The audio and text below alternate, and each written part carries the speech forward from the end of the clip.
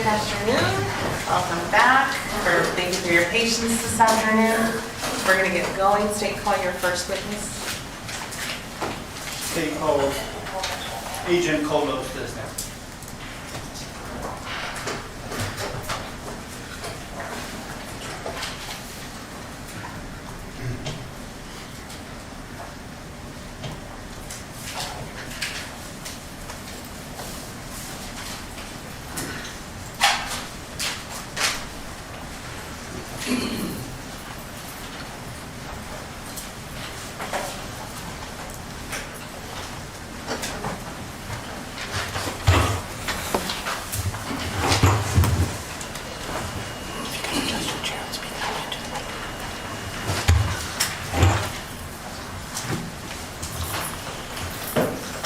You may proceed. Could you introduce yourself to the jury and spell your last name for the court reporter? Sure. My name is Special Agent Ellen Kolos with the Federal Bureau of Investigation. Last name is Kolos. And what do you do for a living?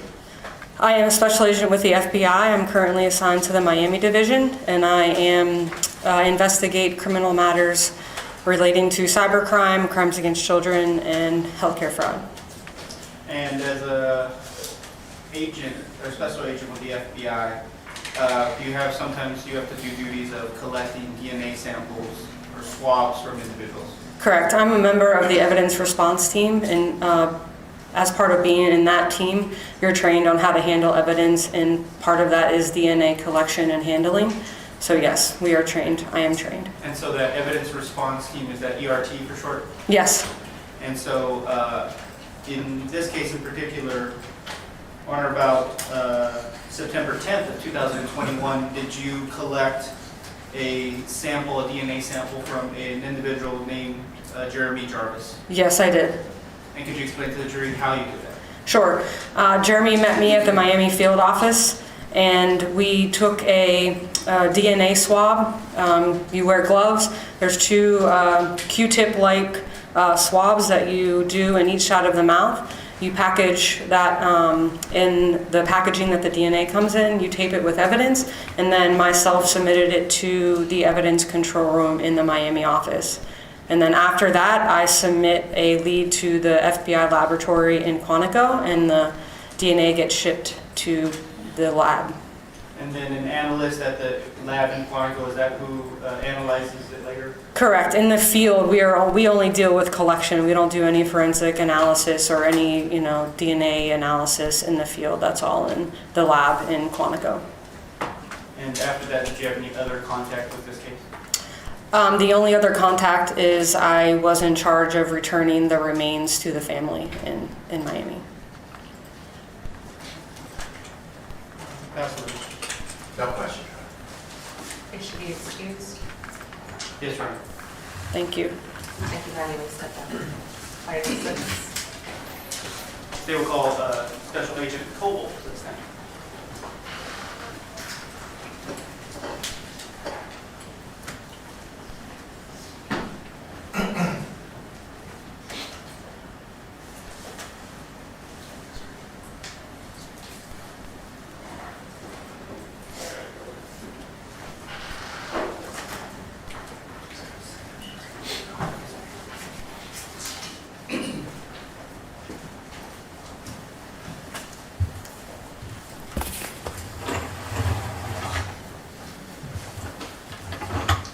The witness has been sworn. You may proceed.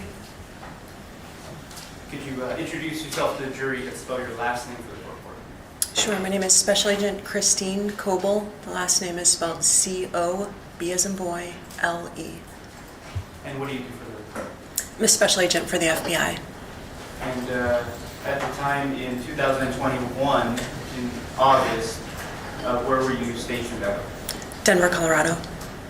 And were you, as a special agent with the Federal Bureau of Investigation, or FBI, did you have duties on the ERT, or evidence response team? Yes, I did. And could you explain to the jury what the evidence response team is and what your duties were as a member of that team? Sure. The evidence response team is a collateral duty for most agents and support personnel that are selected to participate. My role at the time of this investigation, and in this particular case, was I was helping find and collect evidence. At the time, I'd been an ERT member for approximately 22 years.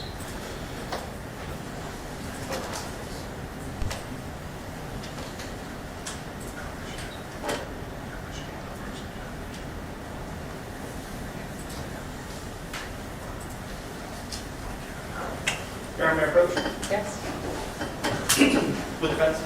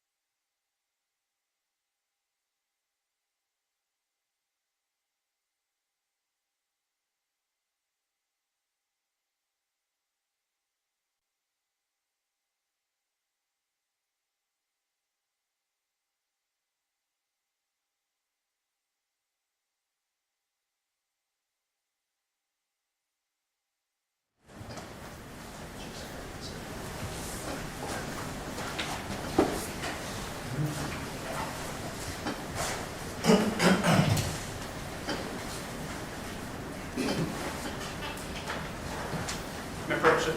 Yes.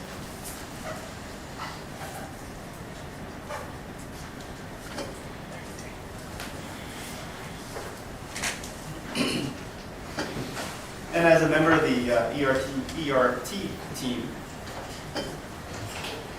did you go out to the scene where the remains were recovered? Yes, I did. And out there, did you assist in evidence collection? Yes, I did. Members witness judge? Yes. Showing you what's been marked as State's Exhibit number 33. Do you recognize this image? Yes, I do. And what is it an image of? This image depicts the hillside on which we found the remains on August 25th, 2021. It shows one of my teammates either descending or ascending on a rope the hillside down to where the remains were located. And do you know the person who's in that photo? I believe I do, but it's a little unclear who that is. That's not yourself, though. It's not me. But that is a true and correct, that is a fair and accurate depiction of the hillside where the remains were found. Yes, it is. State moves to admit what's been marked as State's Exhibit 33 into evidence. Judge, may I approach real brief? I have 23 admitted already. 33. Oh, sorry.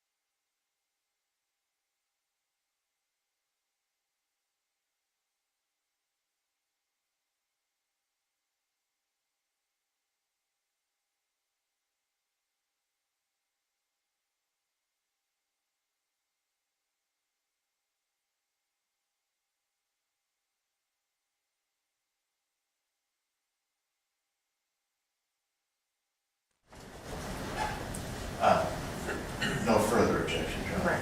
Raise the prior objections. Yes, the objections are overruled, 33 is admitted. Permission to publish, State? And Your Honor, so I don't have to interrupt under 103 Bravo. I just rely on that rule, right? Yeah, you're asking for a running objection on all these photos as well? Okay. Thank you. Objections to 33 is overruled, 33 is admitted.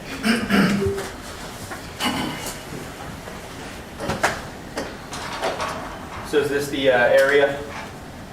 Yes, it is. And we see there's a rope that's assisting one of your team members to go down this area? That's correct. And was one of your other duties as a member of ERT to collect a DNA sample from a Nicole Aguilar? Yes, it was. And did you do that? I did. And could you explain to the jury how you did that and what you did with the sample after? Sure. That process is something that we refer to as collecting a buccal swab. Buccal refers to mouth or cheek. So we use a sterile swab or multiple swabs while wearing gloves, of course, to swab the inside of an individual's cheek or cheeks. We package up that swab and then submit it into our evidence, and then it is subsequently sent to our laboratory for examination or comparison in terms of DNA.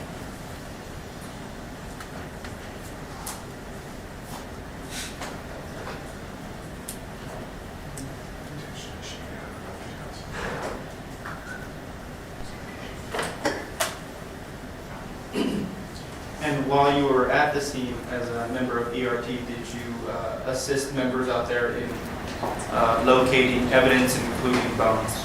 Yes, I did. And did you have to actually dig for bones? Yes, we had to dig to find bones. I passed those. No question, Trevor. May the agent step down and be excused? Yes, sir. No further. Very much. Your excuse. State call your next witness. State calls Analyst Goodwin to the stand.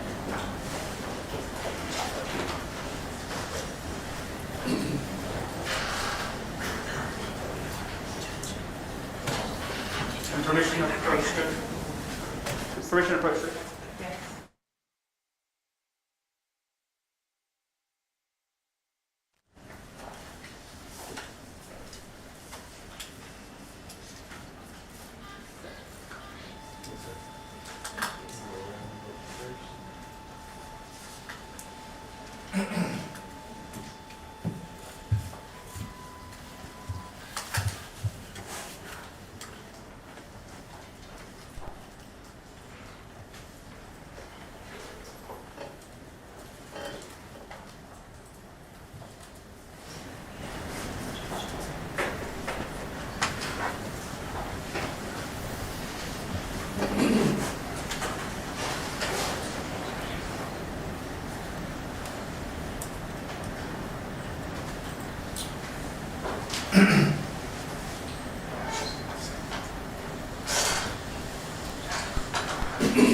May I proceed, Judge? Yes, the witness has been sworn. Thank you. Could you introduce yourself to the jury and spell your last name for the court order? My name is Corey Goodwin. It's spelled Goodwin. And what do you do for a living? I am an intelligence analyst with the Denver FBI And how long have you been an intelligence analyst with the FBI? since July of 2018, so about 6 years. And as an analyst with the FBI, are you also a member of the Evidence Response Team, or ERT for short? Yes, And in August of 2021, were you a member of that team? yes I was. And were you asked to go out to a scene in Colorado off Birthridge Pass? Yes. And when you got there, what did you do? My primary role on the team that day was an evidence collector. And so, as an evidence collector, did you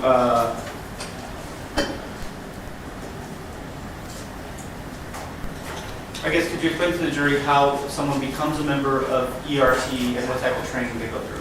Yes. We have to apply to be on the team. We submit an application showing our interest, what background we might have in crime scene investigation. The senior team leader, along with the other team leaders, go through those applications and select members to join the team.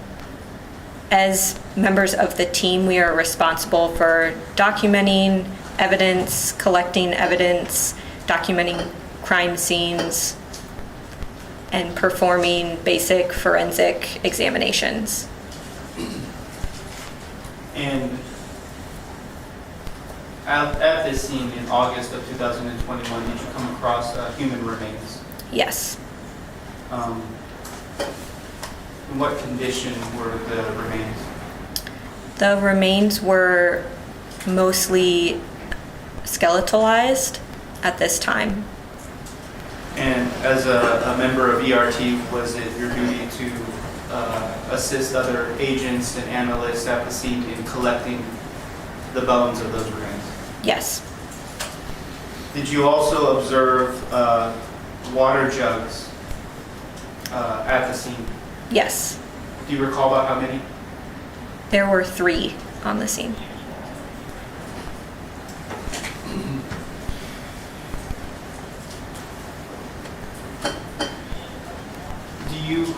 Have you had training in the collection of pupa maggots from the remains from human remains? Yes. I took a training in June of 2020 on collection and preservation of entomological evidence.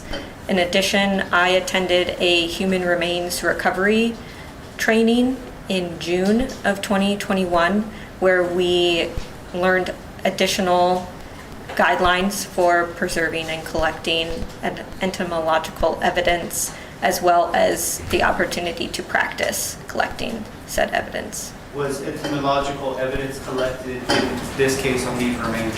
Yes. And were those, was that evidence of entomology then sent to a Dr. Tom Berlin and Casey Flint in Texas? Yes. Could you explain to the jury, when approaching human remains that has entomological evidence, how you go about collecting that and what's the process? Yes. So we document information about the scene, time, date, weather conditions, location, to go back and look at actual temperatures. We then will collect the insect activity and preserve it in its current state. If there are larvae present, we will collect some of that and rear it to adulthood in order to send to the lab for further examination. Ms. Goodwin, can I ask you to lean into the mic? Yeah. Thank you.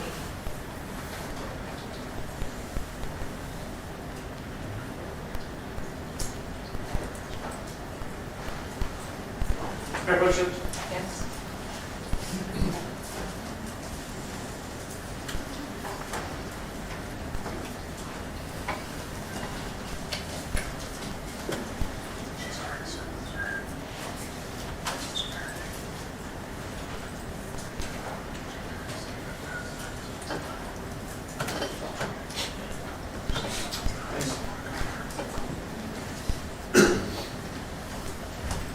Can I approach with the defense judge? Yes.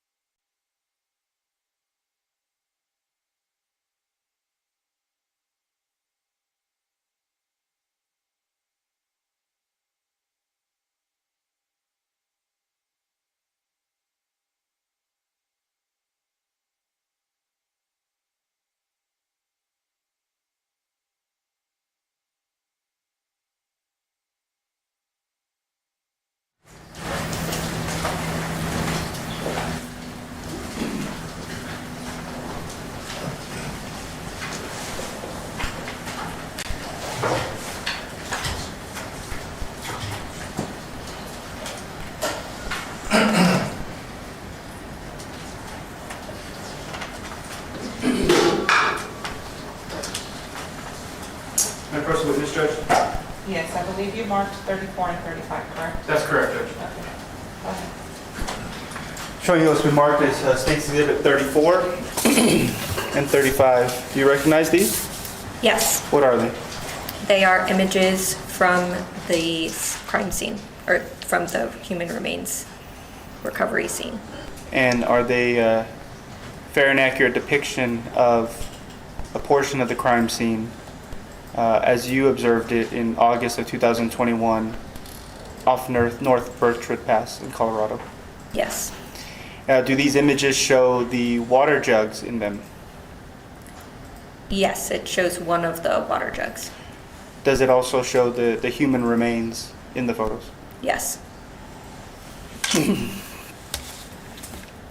Honor, State moves to admit what's been marked as State's Exhibit 34 and State's Exhibit 35 into evidence. The defense has already stated their objection for the record. At this time, the objections are overruled.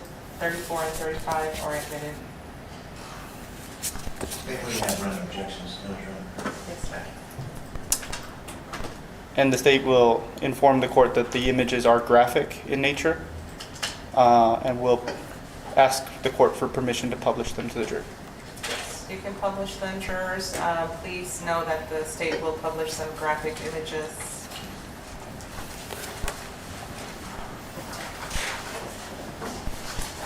So going down, we saw on State's Exhibit, may I have permission to approach, Judge?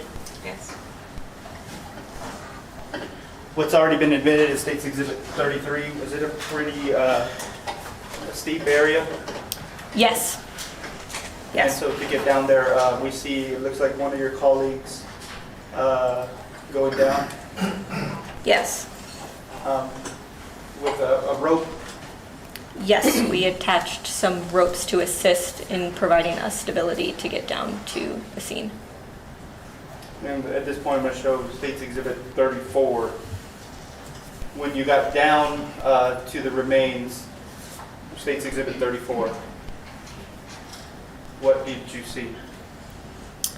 We found the mostly skeletalized remains of a small individual and a water jug near the remains. And then State's Exhibit 35, is that a closer image? And in that image, we see the water jug and we can see part of the remains. Yes,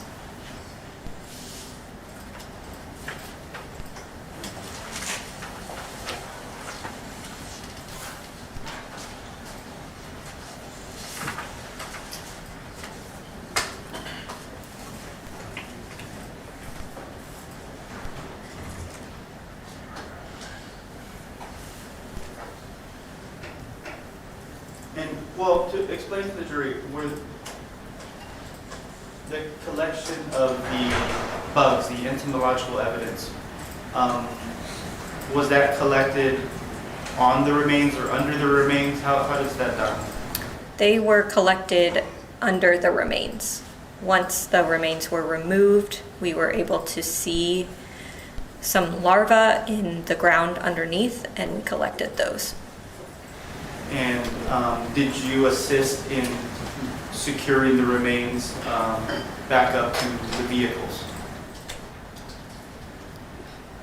Yes, I assisted in bringing some of the bones up to the vehicle.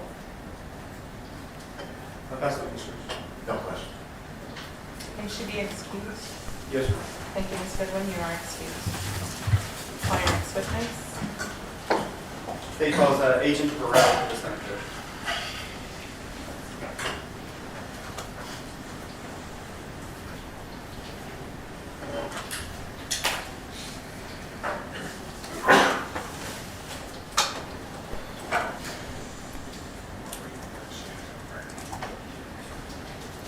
You gotta remember, What did you say your call was? Varela, Agent Oh, Varela. Morale. I'm sorry.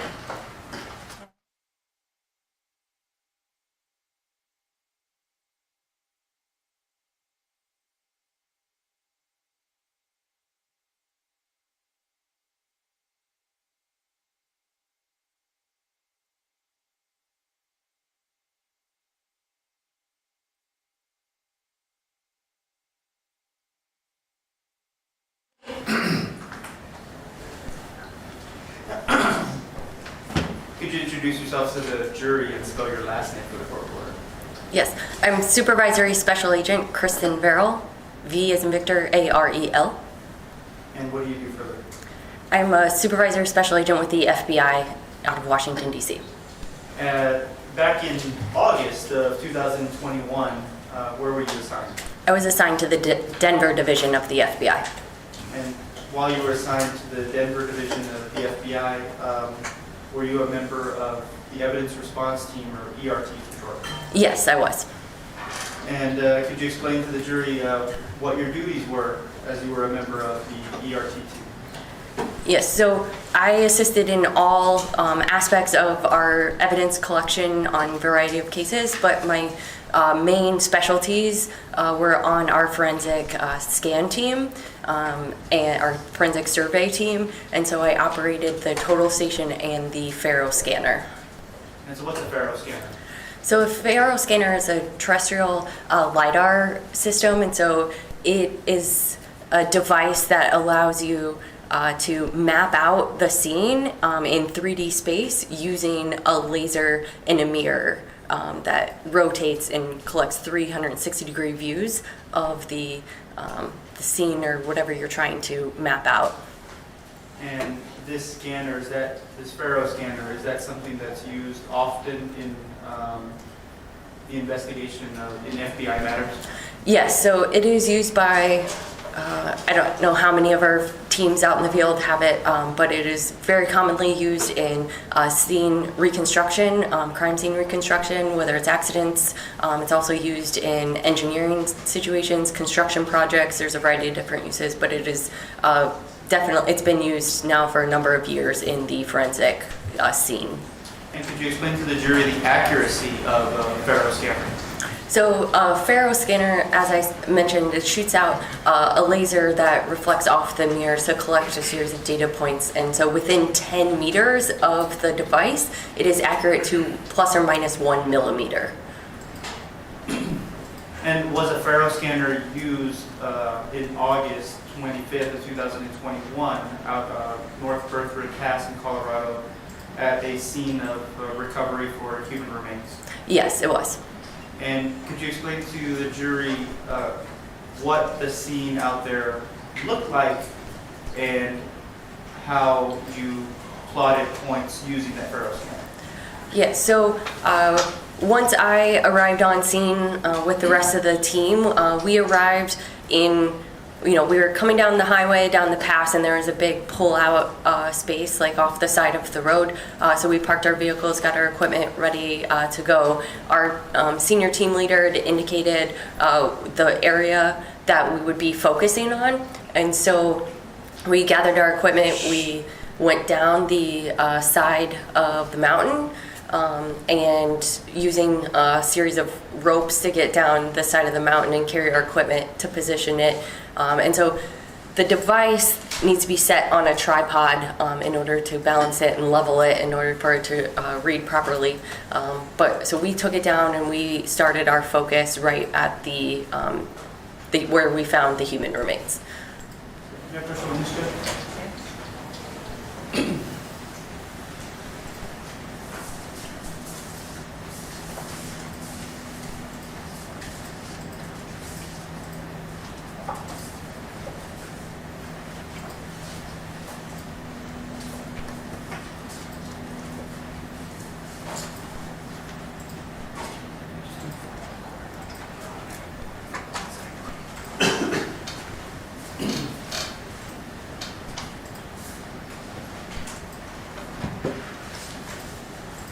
I first witness, Judge? Showing you what's been marked as State's Exhibit 44, 45, and 46. Do you recognize these images? Yes, I do. What are they? So these are images of the scene that we were just discussing. So image 45 is an image facing north along Route 40 with the mountainside to the right, and then 45 is the opposite direction, so it's facing south along the highway. And then 46 is an image of the same terrain, kind of showing the ropes that we were using and the steepness. of how it was to get down to the scene. And are those 44, 45, and 46 states exhibits, are they fair and accurate depictions of the scene that you went to use the Faro scanner at? Yes, they were. At this time, Judge State moves to admit what's been marked as States Exhibit 44, 45, and 46 into evidence. We are just saying objection, Tom. We can have a written objection. 44, 45, 46, the objection is overruled. The exhibits are admitted. Thank you. So we're on the screen, we have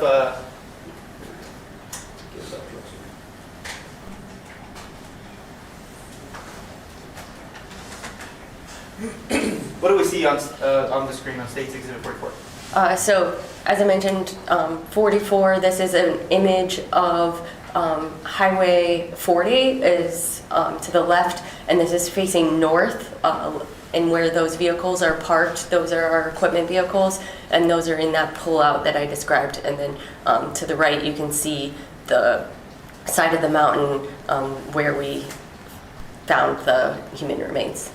So I'll put States Exhibit 45. And so that's the same, it's just facing south, looking at that same area to the left. So that little grove of trees is kind of our focal point. Okay, and so the focal point is there's these quite a bit of trees right there, and there's actually one tree that's sticking out pretty high. Yes. Okay, and then States Exhibit 46.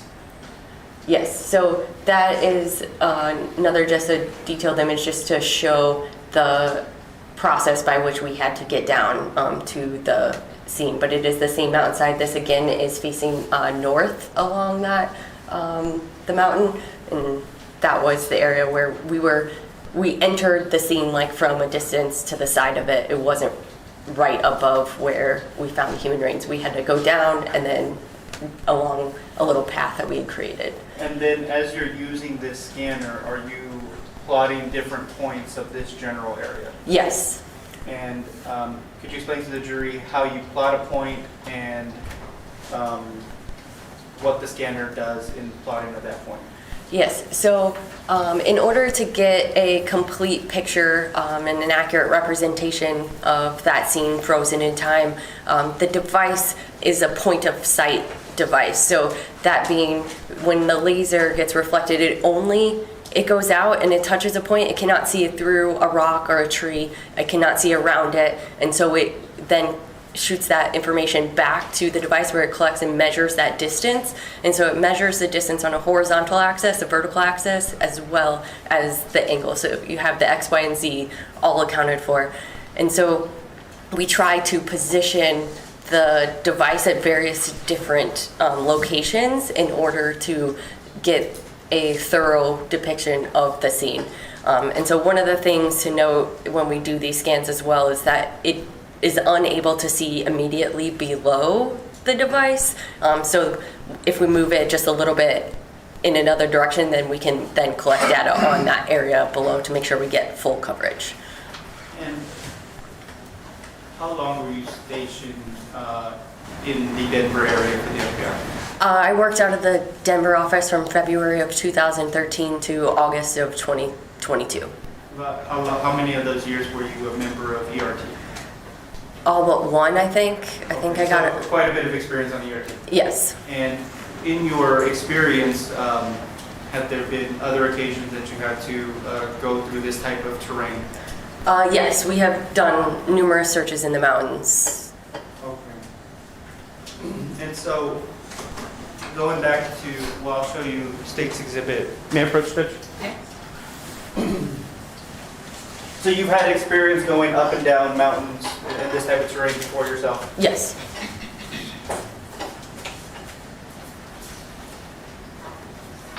And so, showing State's Exhibit 35, do you recognize, this is admitted, 33. That is, do you recognize this image? Yes, I do. It's an image of the descent towards the human remains, is that correct? It is correct. Do you know who's in that image? Yes, that is myself. Okay. On scene. And so, could you explain to the jury why there's these ropes? We just use it as a safety precaution as we were descending and then as we were climbing back up, it was a fairly steep terrain. Oftentimes we don't have quite that I would say estimated about 45 degrees. I think there's some calculations that we looked at with our scan data that corroborates that. But yeah, so we had those ropes tied to one of our vehicles to help make sure we could secure our path in. Where do you tie it on the vehicle? We have the winch part, the front part of the sturdy part of the truck. Okay. And so, in order to get down, you're using this rope to get down there? Yes, sir. And then what about getting back up? Yeah, we would pull on the rope and to help provide extra support as we were making our way up, because it was kind of unlevel ground as well. It was like loose rock. It wasn't all settled. I mean, it's pretty dry out there, and it was August, so there's a lot of, you could step and kind of fall a little bit like sand. Okay. And so that climate at that time in the summertime in Colorado would make that a difficult trek back up. Yeah, it wasn't the easiest. And so we talked about, you plot out all these different points with the Faro scanner. What happens with all that data? So once we collect all of that data, it gets saved onto an SD card inside the device, and then we bring it back to the office and ingest that information into the software. It's called Scene. It's provided by the manufacturer, and in that Scene software, there's enough data collected from the device that then allows the computer to identify which points are the same across the different scans. So then it pieces all of those scans together to make one big picture of the scene. And in that picture of the scene, is it like a video that you can see? There's a variety of different products that can be produced like after you collect all of the information. So you can do like orthographic images that can show you the side, different views. You can do top-down views, side views.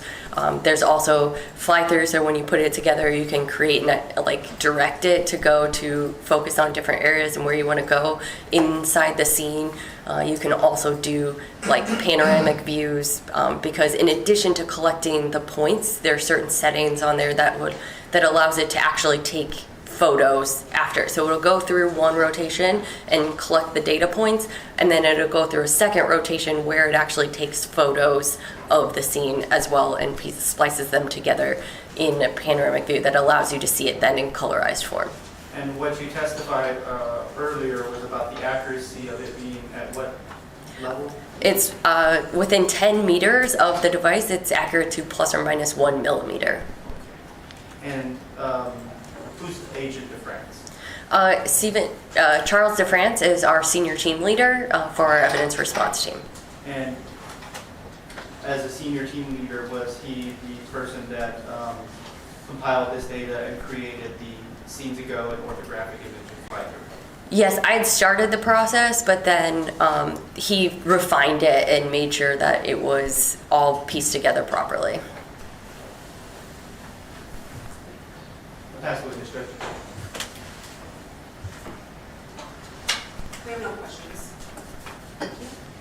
Agent Burrell, you may step down. Thank you for being here. State call your next witness. Agent Charles DeFrance.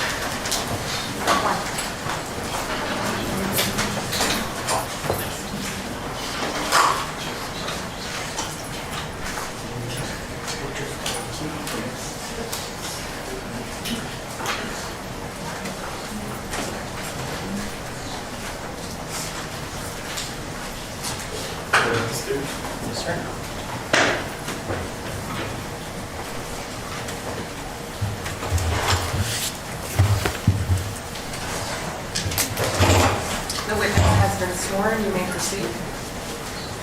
Good afternoon. Would you please state your name and introduce yourself to the jury? My name is Charles S. DeFrance. I'm a special agent with the Federal Bureau of Investigation stationed in Denver, Colorado. Now, Special Agent DeFrance, Can you give us some background on how you got into the FBI? I entered the FBI after my undergraduate degree, and I first worked in the Firearms Toolmarks Unit of the FBI laboratory as a physical science technician and then a physical scientist, and became a Firearms Toolmarks examiner.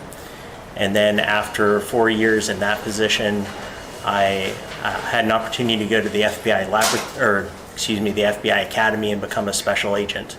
That was in 2001. I've been a special agent since then, assigned to initially the Washington field office in Washington, D.C., and then I transferred to San Juan, Puerto Rico for 5 years, and I've been in Denver, Colorado since 2007. What are your current duties with the FBI? I'm currently assigned as the senior team leader of the evidence response team for the Denver division. So could you just detail to the jury what the evidence response team does? The evidence response team is the FBI's field evidence collection capability that essentially, like a crime scene investigator, is what we would be called in most agencies. ERT is responsible for all evidence collection in FBI investigations, all crime scene investigations, and then we also work with our state and local partners to assist them on crime scenes as well.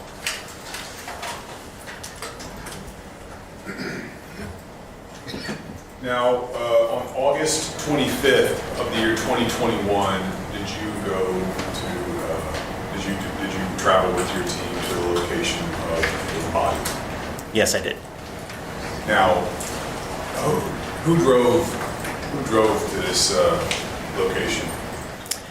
So I drove along with a couple of a special agent and a San Antonio detective and the victim's mother, and then my team drove separately, and I pre-stationed them at Berthoud Pass because we had information that the body recovery was going to be in a location close to Berthoud Pass, which is in the mountains of Colorado.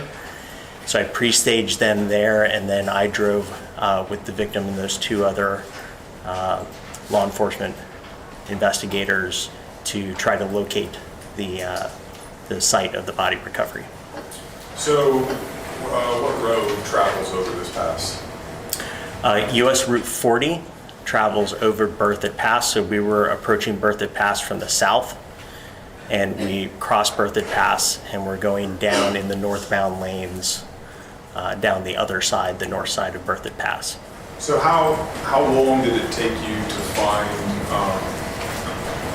the location? Initially, we went over the pass. The information we had used to look at Google Maps with the description of a pullout where the body had been dumped. And based on Google Maps, we had a pretty good idea of a pullout on the northbound lane of Route 40 that looked like a pretty good candidate. We drove down that northbound lane going down from the pass. And when we passed that location, the victim's mother, who was with us, did not give any verbal indication to stop, so I didn't react. I continued driving until we got down pretty far from the pass to the opening for a ski resort, the Winter Park Ski Resort there. At that point, we had a quick discussion that we had gone too far, so I turned around, drove all the way back up to Berthoud Pass, and then drove back down because that was the direction that we were told they were traveling when they pulled off. And on that second pass, that turnoff that had kind of two lobes, two sections to it that we had noticed on the Google Maps. At that point, the victim's mother indicated to pull over there, so I pulled off the road. Permission to approach, Your Honor? Yeah.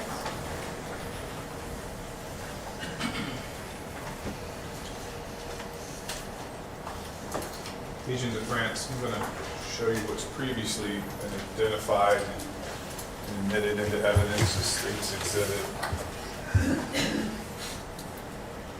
State's Exhibit 10.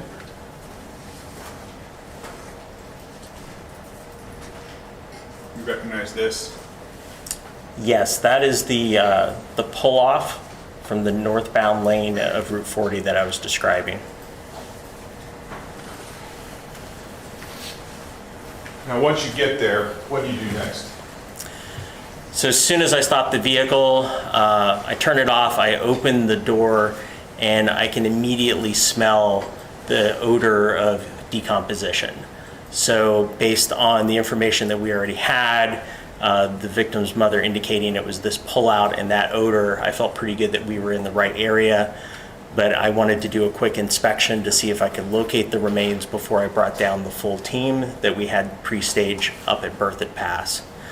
So I went over the edge of the pullout. It's a pretty steep slope, but I was able to maneuver my way down that. And the information we had was that the body dump had taken about 10 minutes. So I started working my way down the slope. Since the victim was small, you could presumably carry it pretty far in 10 minutes, but I overshot. And I realized that I had overshot because I could no longer smell the odor of decomposition. So I turned around and started working my way back up the slope, looking for any signs of disturbances, and of course looking for any evidence or human remains. And as I did that, I started picking up the smell of decomposition again and followed that until I found some human remains of a small human. And what, describe the location where the remains were? They were over the edge on a steep slope, and the slope was pretty heavily vegetated, so there was a lot of brush and trees in that area. So it was pretty hard to see it until you were basically right up on top of it. Permission to approach, Your Honor? Go ahead. Special Agent DeFrance, I'm showing you what's been marked as State's Exhibit 36, 37, Yes, sir. 38, Yes, sir. 39, Yes, sir. 40, 41, Yes, sir. 42, and 43. Okay. Do you recognize these photographs? I do. These were photographs that were taken during the crime scene investigation of this body recovery. Okay, and you have personal knowledge of all the contents of these photographs? I do. Do these photographs accurately represent the state of the body and the scene where it was found? Yes, they do. State moves to admit 36 through 43. The running objection is overruled. States 36 through 43 are admitted.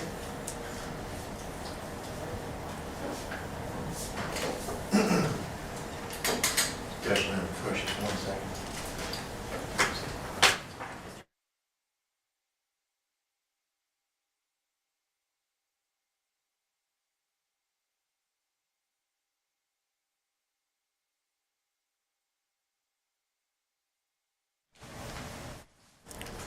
Judge, it's not published to the jury, but I'm just going to hand them the photographs. That's fine.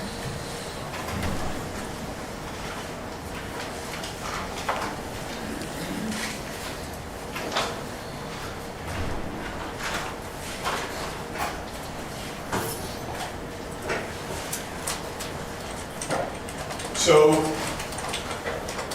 what was the state of the body as you found it that day? When we found it, the body was pretty heavily decomposed and partially skeletonized. So, how do you go about removing the body and taking it back up to the vehicles? Well, before we do anything to disturb the evidence, we're first going to spend quite a bit of time documenting the scene. So we would document, and we did document, with photography, with laser scanning to get the three-dimensional aspects of the scene, and searching that area to make sure there wasn't any other evidence in the area. All that evidence would be documented before anything was moved. and we would make sure that those items were fully documented and preserved in the way that they were found. And so what tool did you use to document the scene? So in this case, it was primarily photography, sketching, and laser scanning. And the laser scanning, we've already heard testimony from Special Agent Burrell, how that was done at the scene. What was your role in that? My role in the laser scanning was that on scene, Special Agent Farrell ran the laser scanner and collected the data. Later, I helped in processing that data. So the individual laser scans initially are individual sets of data that have their each individual coordinate system that they're operating off of. And the processing is a process where you take those individual sets of data and you marry them up, and it's called registering, to find where the data sets overlap to make larger data sets. Permission to approach, Your Honor? Yeah.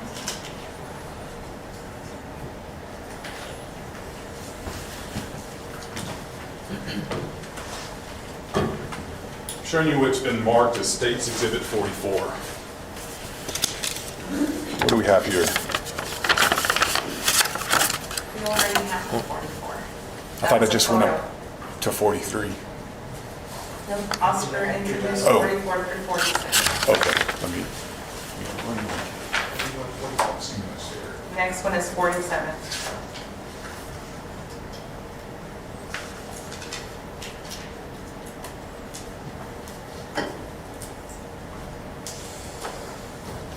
Showing you what has been now marked as State's Exhibit 47. Could you tell me what this is?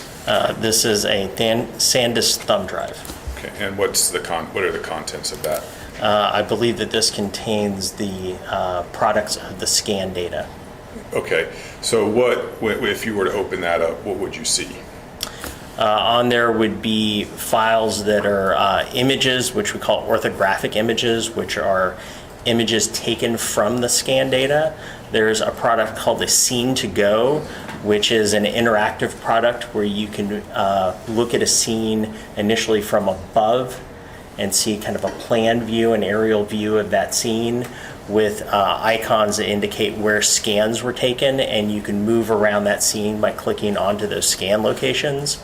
And then there's also a fly-through video of that 3D scan data. Okay, do the contents of these scans, do they accurately reflect the crime scene or the scene of the body as you found it that day? Yes, they do. Okay, do you believe they'll assist the jury in understanding where the body was located in relationship to the road? I do. Your Honor, State moves to admit State's Exhibit 47.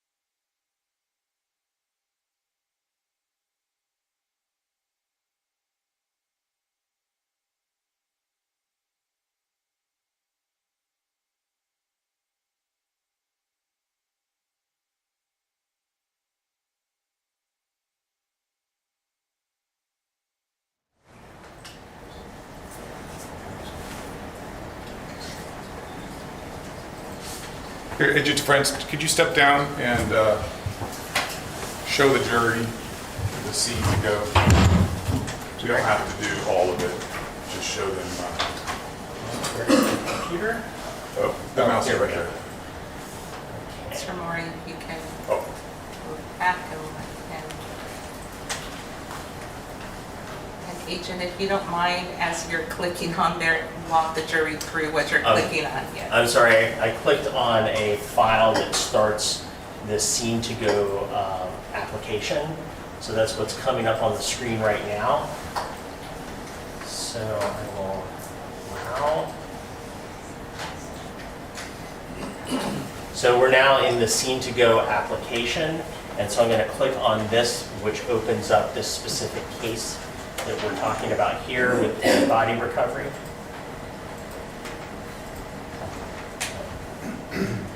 So, Sorry. Agent, what are the dots on that image? So what we're looking at here, it's very small at the moment, but I can zoom in on it, this is an overhead view of the scan data. What you're looking at in this data is millions of individual points that are recorded. For each scan, there are millions of points, and together it's a very large project. These are all points in 3D. And at the moment, we're just looking down from above, and then these icons indicate locations where a scan was taken. And if you see a circle with a number in it, that's a cluster of scans that are very close together. So it just indicates here, for example, where it says 11, that there are 11 scans that were taken in a very tight cluster around that circle. Could you just click on one of the red dots?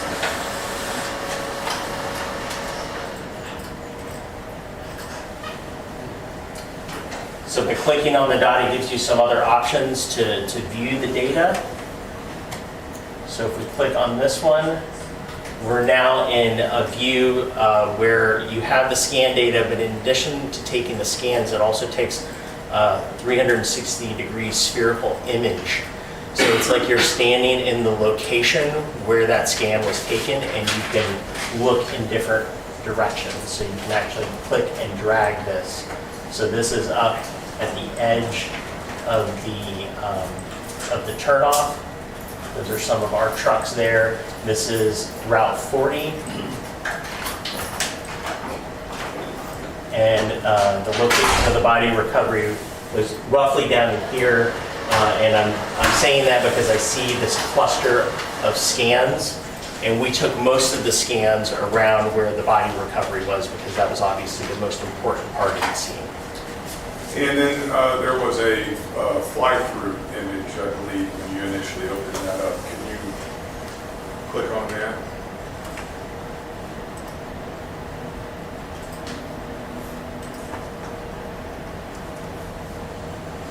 What are we seeing here?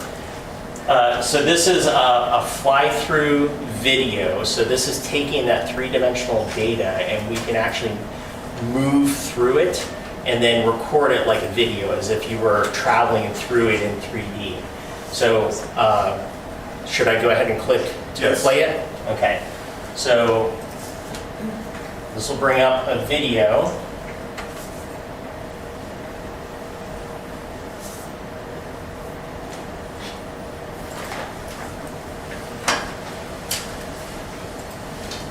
So this is showing the remains. It seems to have paused here.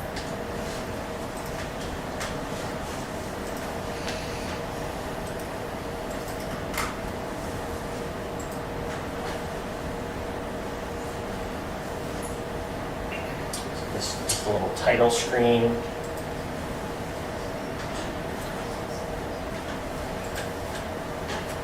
Doesn't seem to be playing very well. It's kind of herky-jerky, but you can see some of the remains here. This is the victim's leg. Over here is his head, which is a little hard to make out in this image. And as you can see, there's a lot of little dots in there, and that's all that scan data that's recorded. And it's all 3D data. This doesn't seem to be playing very well.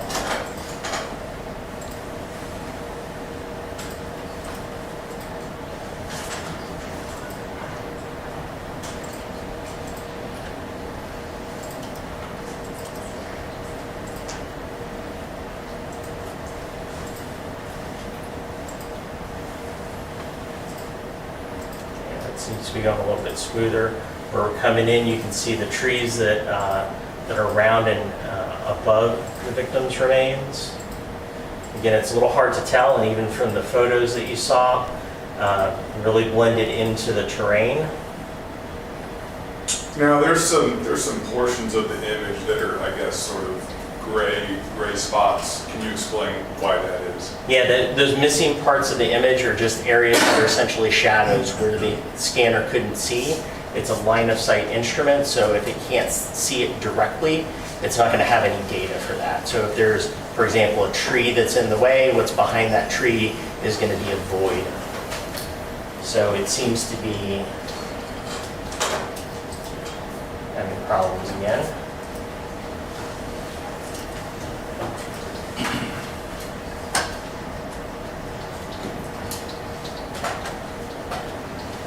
Do you have any other questions about the video? No, you can stop it, Special Agent.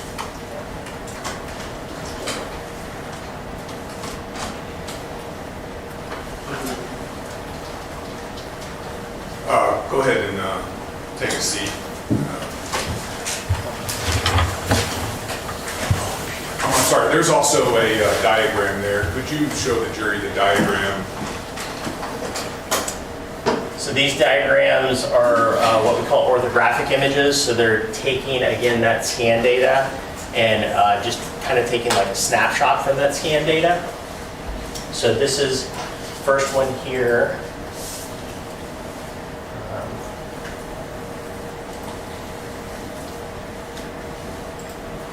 This shows from an angle, you can see this is the side of the mountain on the other side of the highway. This is US 40. Here's the pullout, and then here is the slope and where the remains were found. And then that again from an angled view.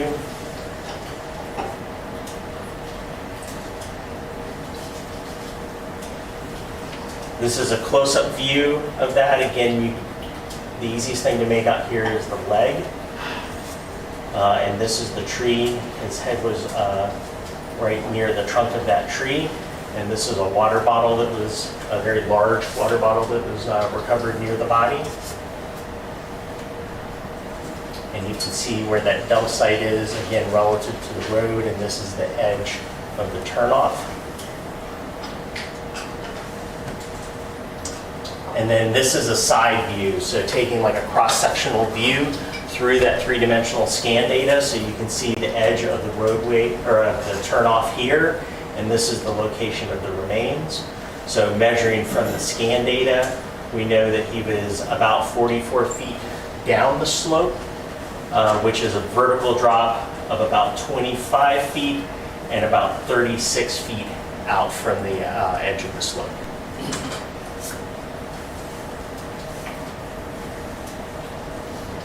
And this is just a closer up view of that. Again, all of this is from the scan data, and his remains are right here, which is indicated with the pink circle. Now, you can go ahead and have a seat.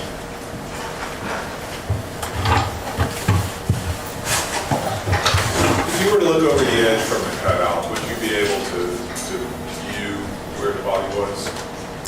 No, from the edge of the turnout, the body was completely obscured by the vegetation.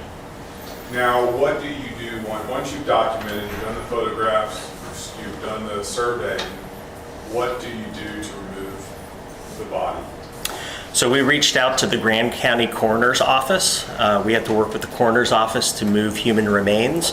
So they responded to the scene as well.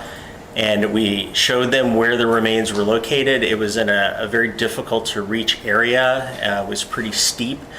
And because of the positioning of the remains, the positioning of all the different parts of the remains, which were partially disarticulated, we're interested in keeping them in as close to that orientation as possible and get them to the medical examiner in that orientation. So we improvised kind of an envelope. So they had a semi-rigid board that we could use, and we made kind of a clamshell design, and we used that to slide under the remains and bring the remains onto that, again trying to keep them in their orientation as much as possible, and then close that envelope on top, and then we taped that down so that there was pressure holding everything in place. And then we used that and the ropes that we had already set up to work our way back up the slope and keep that envelope as level as possible as we brought it up. Okay, now, where did you take the remains at that point? So at that point, the remains went into the custody of the Grand County Coroner's Office, and I next saw them 2 days later at the autopsy, which was conducted in Fort Collins, Colorado, at the Larimer County Coroner's Office. So you were present for the autopsy. Yes, sir. Now, at the conclusion of the autopsy, was there a decision made as to where the remains would go at that point? At the conclusion of the autopsy, I recommended that because his remains were primarily skeletonized, that they should be examined by an anthropologist. So the FBI laboratory has 2 certified forensic anthropologists in Quantico, Virginia. So the deputy coroner agreed that that would be a good next step. So the deputy coroner actually drove the remains to the FBI field office in Denver following the autopsy, and then I took custody of the remains at that point, and they went into FBI evidence to be later shipped to Quantico, Virginia for anthropological examination.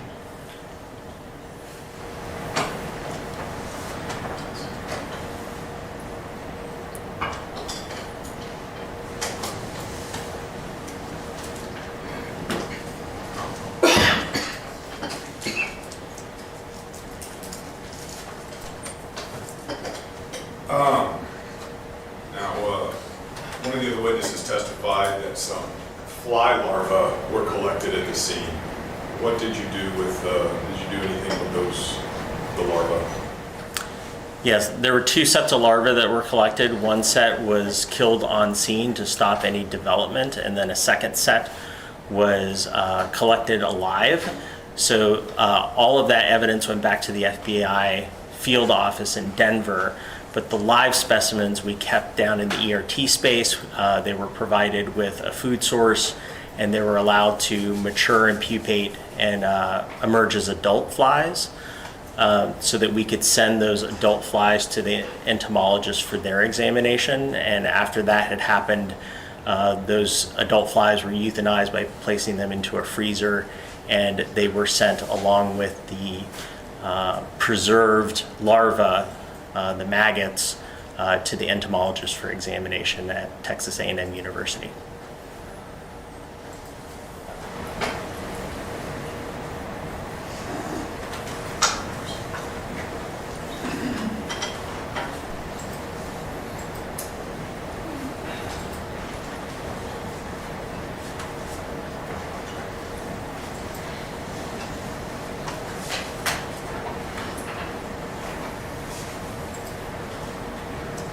Judge, permission to approach? Yeah. Counsel.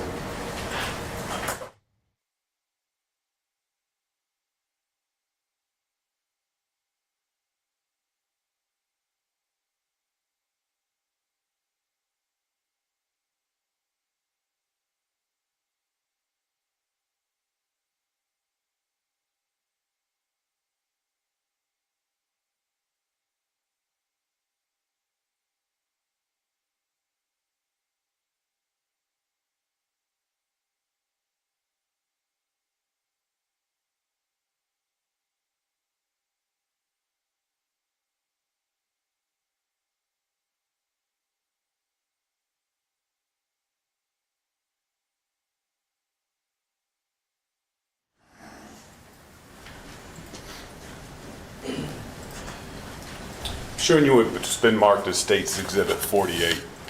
Yes, sir. What's on that exhibit? So this is a photograph taken at the Larimer County Coroner's Office where the autopsy was conducted. And this is that improvised envelope that we had used to collect the victim's remains that I described. This is it before we opened it for the autopsy. Does that accurately reflect, to depict and reflect the container that you created for the remains of Dominic Aguilar? Yes, sir, it does. State moves State's Exhibit 48. Same objection, Your Honor. Overruled, states 48 is admitted. Okay, we have a running objection there. Permission to assist, Judge? Yes.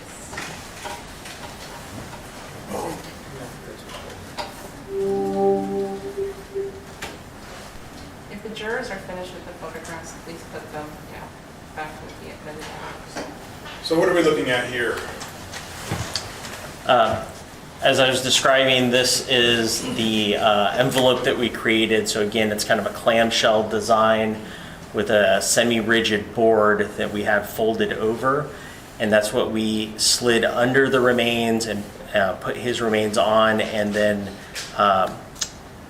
secured them between the two layers of that clamshell and taped everything closed to secure it. Now, about how big are these boards? That's probably about maybe 2.5 to 3 feet square. Okay, so 2.5 to 3 feet on each side. Yes.